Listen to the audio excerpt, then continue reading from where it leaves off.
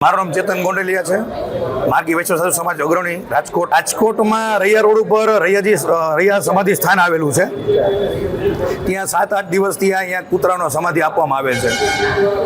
ત્યાં અમારા પૂર્વજો, અમારા વડીલોની સમાધિ આવતી હોય, એ જગ્યા ઉપર કૂતરાઓને સમાધિ આપતા હોય તો એમાં એ અમારા વડવાઓનું અપમાન થતું હોય અને એમાં અમારી લાગણી દુભાતી હોય.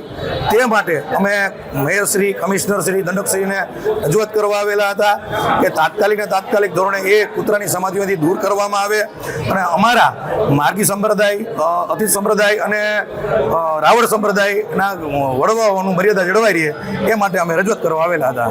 તો એમને કડક સૂચના આપી છે કાર્યવાહી કરવા માટે.